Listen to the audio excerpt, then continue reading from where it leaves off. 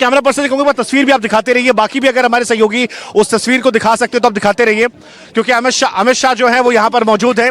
लेकिन इस वक्त अमित शाह जो है हमारी स्क्रीन पर आपको नजर भी आ रहे हैं। हमारे लगातार सहयोगी जो है वो पल पल की अपडेट आप तक पहुंचा रहे हैं। अमित शाह ने 2 बड़ी बातें कही हैं, लेकिन ये धमाका कितना भयावह था, बार बार हम कह रहे हैं कि 300 मीटर की दूरी पर हम खड़े हुए हैं और यहां तक अगर चीथड़े पहुंच रहे हैं तो बताने के लिए काफी है कि घटना कितनी भयावह थी। शायद इसी वजह से सारी एजेंसीज यहां पहुंच गई हैं। यूपी एटीएस का पहुंचना अपने आप में इस मामले को और ज्यादा संवेदनशील बनाता है, क्योंकि कई खबरें आई थी कई आतंकवादियों के पकड़े जाने की। आसपास के जितने भी राज्य हैं सबको फिलहाल हाई अलर्ट पर कर दिया गया है और उन सब के बीच में देश के गृह मंत्री का खुद यहां पर होना, शाम को 6 बजे की घटना, उसके बाद उनका आना, एनआईए का आना, एनएसए का आना, यूपी एटीएस का आना, ये अपने आप में बताने के लिए काफी है कि मामला बहुत ज्यादा सेंसिटिव हो गया है। हालांकि इस मामले को लेकर अभी भी किसी निर्णायक मोड़ पर कोई बड़ा स्टेटमेंट नहीं आया है, लेकिन अमित शाह का जो वो स्टेटमेंट है जिसमें उन्होंने कहा कि हर एक एंगल से जांच की जा रही है, वो अपने आप में एक बहुत बड़ा एंगल है, क्योंकि दीपावली के बाद की ये घटना है।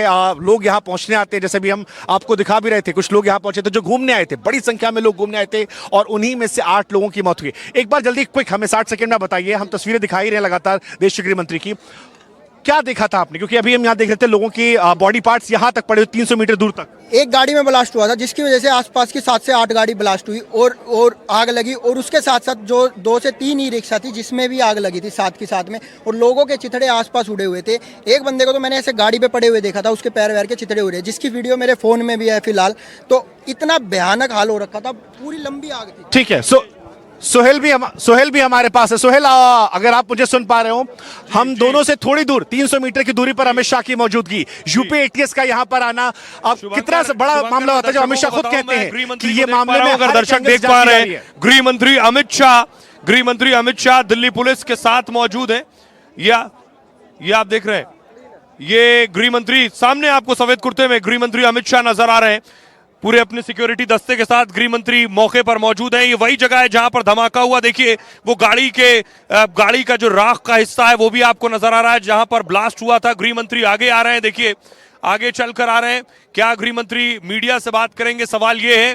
गृह मंत्री अमित शाह को इस वक्त आप अपने फ्रेम में देख रहे हैं, जिस जगह पर ब्लास्ट हुआ है उस मौके पर पहुंचे हुए हैं। उनके साथ दिल्ली के पुलिस कमिश्नर भी मौजूद हैं और ये आप अमित शाह को देख रहे हैं जो मौके पर पहुंचे थे। सारी इन्वेस्टिगेटिंग एजेंसियां यहां मौजूद हैं और ये पीछे उनकी गाड़ी मौजूद है। एलएनजेपी अस्पताल से गृह मंत्री यहां आए थे, मौके का जायजा लिया है, किस तरह से धमाका हुआ, किस गाड़ी में धमाका हुआ।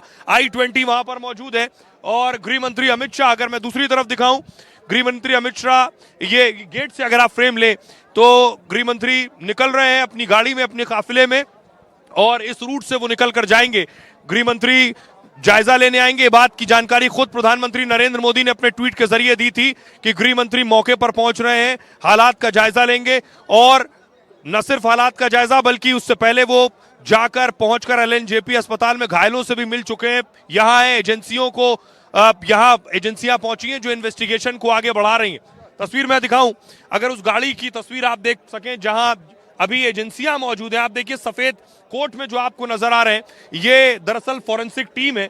फॉरेंसिक टीम उस गाड़ी के इर्द गिर्द आपको नजर आ रही है, साक्ष्य जुटा रही है, जो एविडेंस है उन्हें जुटा रही है। अब फॉरेंसिक टीम की जिम्मेदारी ये है, ये जो गाड़ी आप देख रहे हैं जो पूरी तरह से जलकर राख है, यही वो गाड़ी है जिस गाड़ी में दरअसल विस्फोटक लगाया गया था। किस तरह का विस्फोटक था, इसके अंदर बॉम्ब था या कोई मैग्नेट बॉम्ब था, ये आप देख रहे हैं। एजेंसियां, एनएसजी को भी आप देख रहे हैं, एनएसजी के कमांडोज भी साक्ष्य इकट्ठा कर रहे हैं। उसके बाद जांच एजेंसियां जांच को आगे बढ़ाएंगी। अब लगातार जांच एजेंसियों का काम है, इसीलिए बहुत सी जांच एजेंसियां इसमें शामिल है। मैं आपको बताऊं, स्पेशल सेल है, दिल्ली पुलिस है, एनएसजी है, एनआईए है, क्राइम ब्रांच है, यूपी एटीएस शामिल है। ये सारी जांच एजेंसियां अपने अपने स्तर पर जांच करेंगी। उसके बाद जो भी साक्ष्य मिलेंगे उसके जरिए सारे तार जोड़े जाएंगे और इन्वेस्टिगेशन को आगे बढ़ाएंगे।